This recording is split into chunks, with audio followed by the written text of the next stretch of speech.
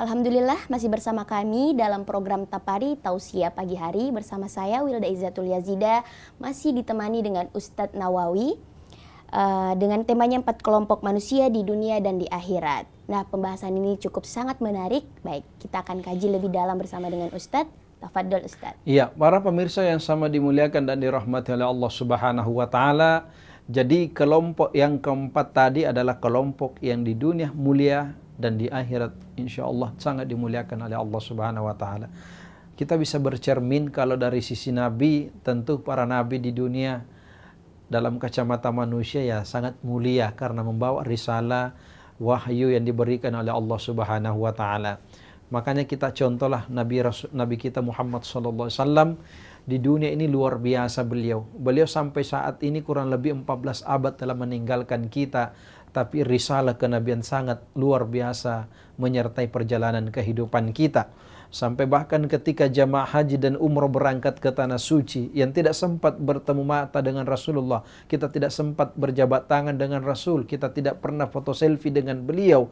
Tapi ketika orang masuk ke Masjid Nabawi sampai lewat di depan kuburan Rasul, banyak orang yang meneteskan air mata di hadapan kuburan Rasulullah. Padahal mereka tidak pernah ketemu, mereka tidak pernah berjabat tangan, tidak pernah tinggal sama-sama. Tapi apa yang membuat mereka semangat gira sampai hati mereka terketuk sampai air mata menetes? Ini salah satu bentuk kecintaan karena memang Rasul orang yang sangat istimewa.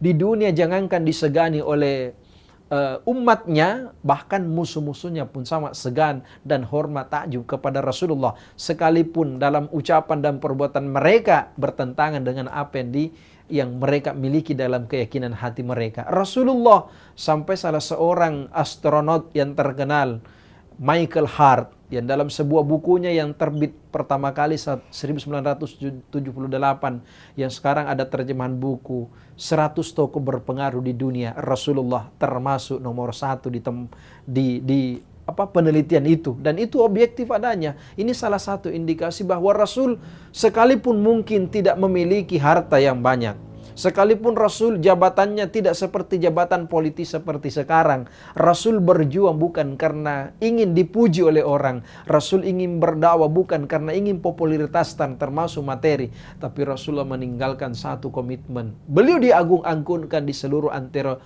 dunia. Sampai orang di luar Islam pun mengakui kehebatan sosok pribadi yang agung.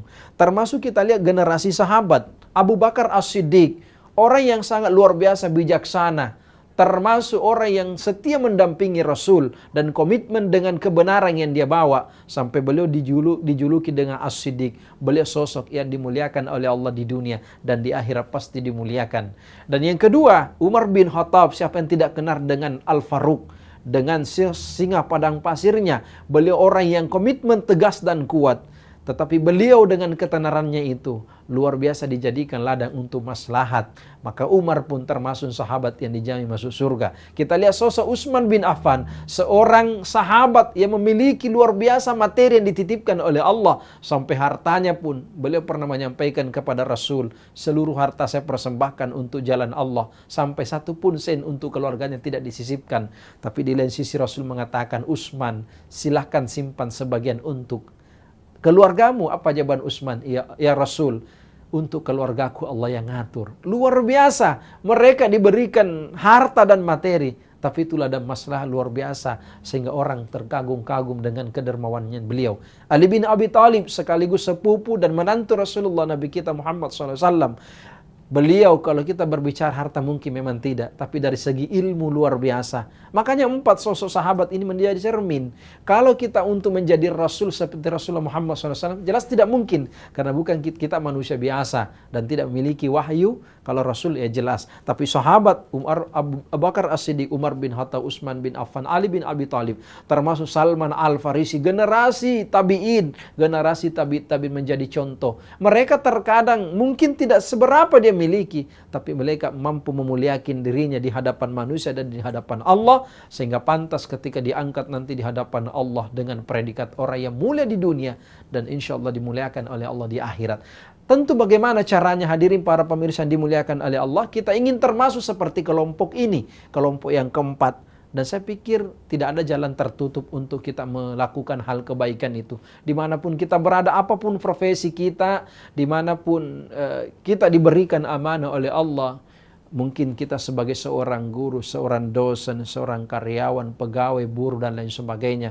Seorang termasuk penggiat media sosial dan lain sebagainya. Saya pikir itu ladang kemaslahatan untuk mengangkat diri kita sebagai orang yang mulia di hadapan Allah di dunia ini, dimuliakan oleh manusia, dan lebih-lebih insya Allah akan diangkat derajat kita, dimuliakan oleh Allah Subhanahu wa Ta'ala di hari kemudian.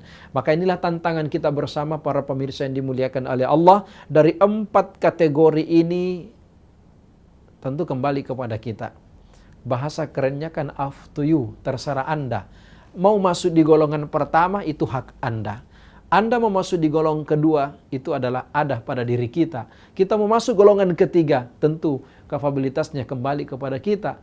Dan golongan yang keempat tentu akan kembali kepada diri kita.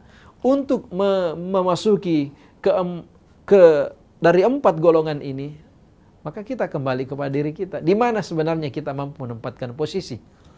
Jadi ada orang mulia mungkin dari sisi pekerjaannya. Ada mungkin orang mulia karena mungkin dari sisi apa yang dia miliki dalam hidupnya. Ya, ada mungkin orang mulia karena akhlaknya yang bagus.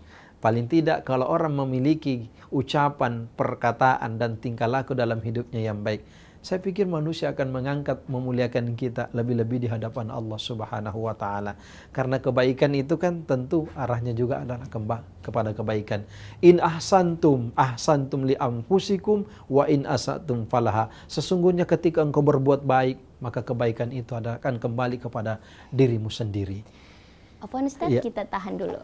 Baik pemirsa, jangan kemana-mana, tetap saksikan Tapari Tausiah Pagi Hari setelah jeda berikut.